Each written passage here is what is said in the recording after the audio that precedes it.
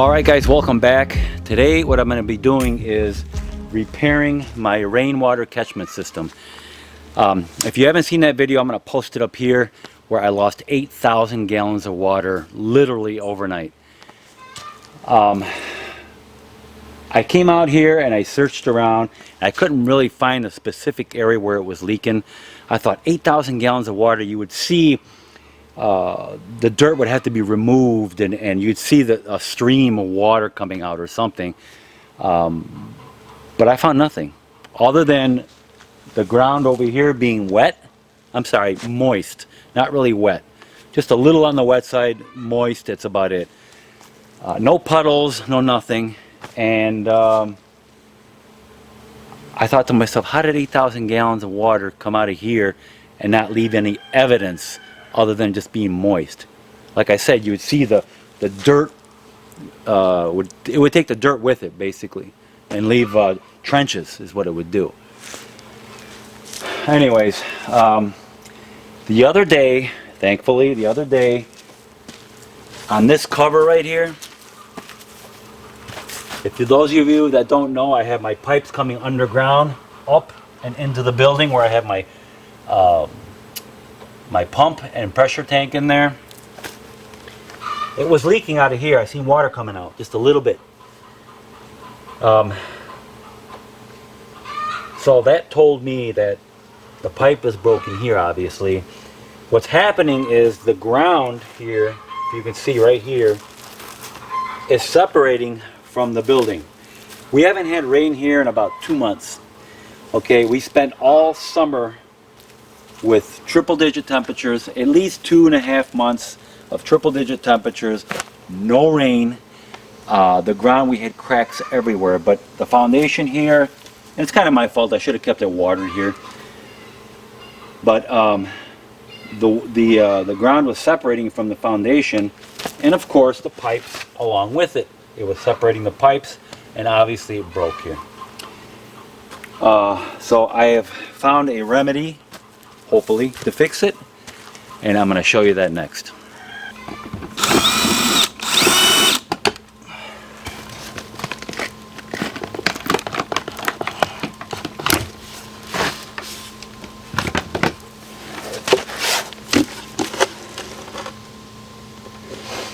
That's essentially what I did, is built a box here.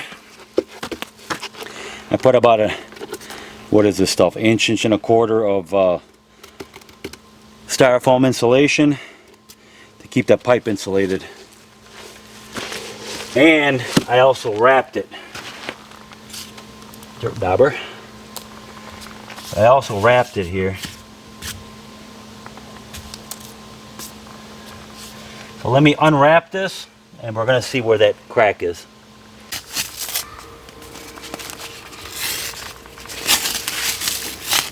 It's wet up here.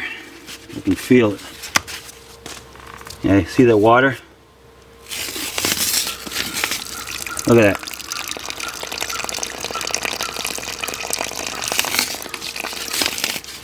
Alright. Alright, I'm not sure if you can see this, but right here, how can you not see it, right? Big old crack.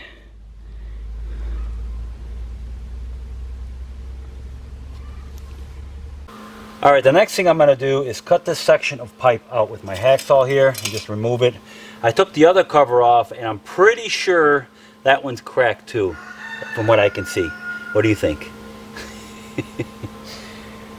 Yeah, so I've pretty much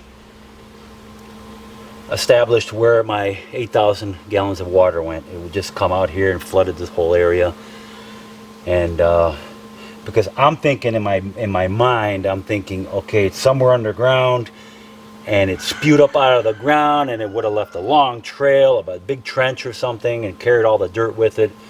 But instead, it flowed out of here, and it just spread out evenly on the ground, and it just took I took a couple inches of dirt from the ground here because you can see the gap under the boxes that I built, but it was all even, you know, and crazy stuff. But anyways, again, I'm going to replace this section of pipe here on both of them, obviously. and I'll show you how I'm going to fix it. Okay, so here we have some thread compound or joint compound, and we're going to put a little bit of this in this female, it's a 1 1/4 inch female adapter. So one end is threaded and the other end is slip fit. And this is a barbed, 1 1/4 inch barbed end fitting here, and one end is 1 1/4 inch thread, and we're going to put some joint compound on that also.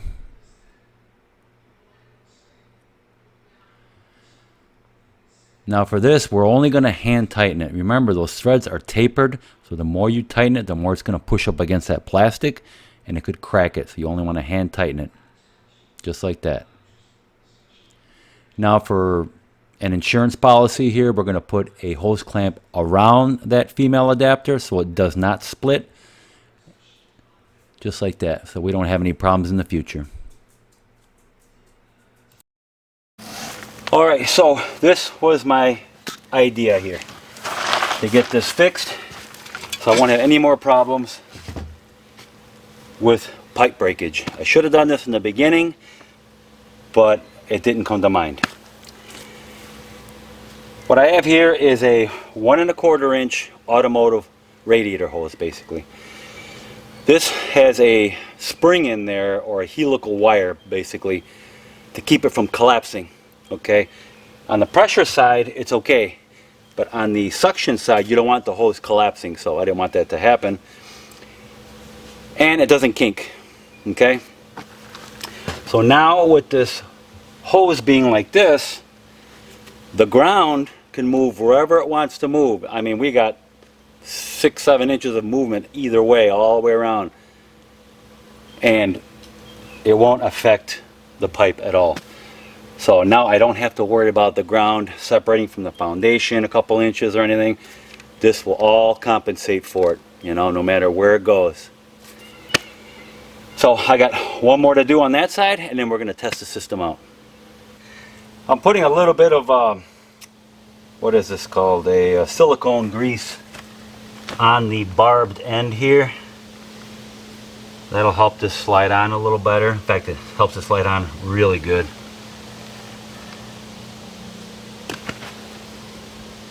Just put it inside the tube. Alrighty.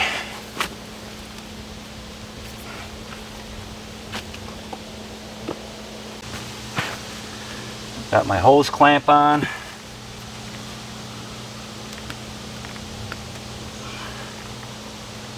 There, perfect. Yeah. Could have been a little bit shorter, but it'll work.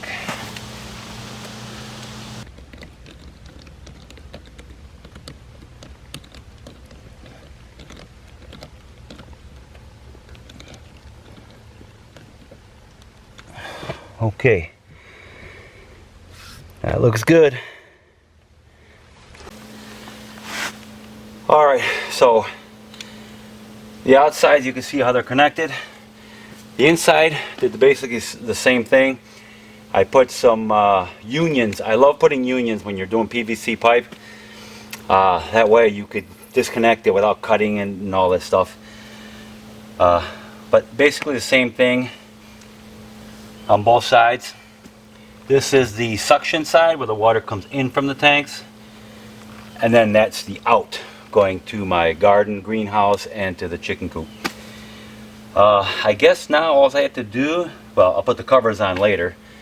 I have to fill this area in with dirt also, but I need to test the system out and see how well this works now.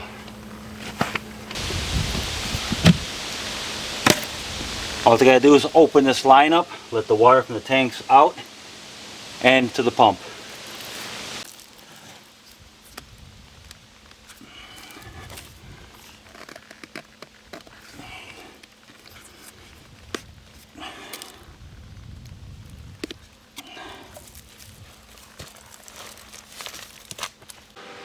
All I gotta do is flip the switch on and we're ready to go, hopefully.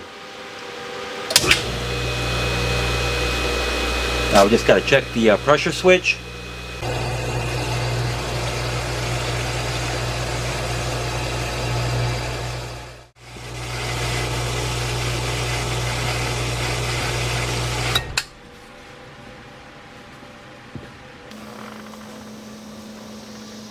Alright, everything looks good here, no leaks.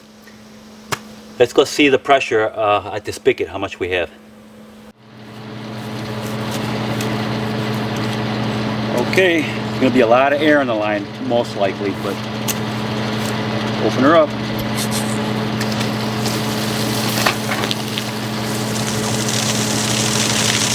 Oh yeah, we're good.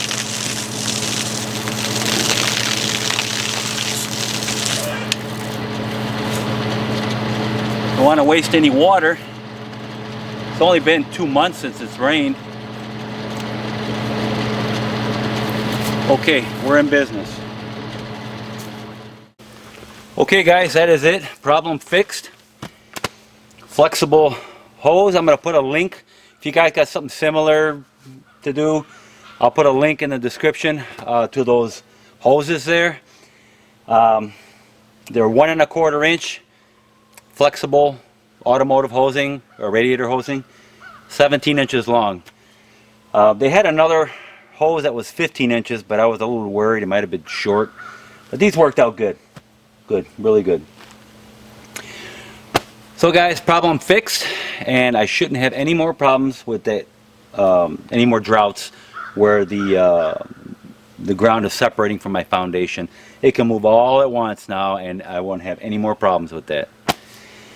Alright guys, so thank you for watching. Please like, subscribe to my channel, and I will see you guys in my next video.